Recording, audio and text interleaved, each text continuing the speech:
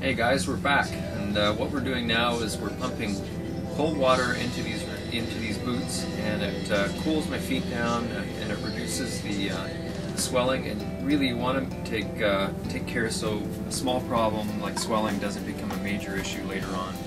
And the way to treat it is you use rest, ice, compression, and elevation. If you notice, my legs are up in the air, my feet are higher than my head, and that allows your body to recover a lot faster. So rest, ice, compression, and elevation.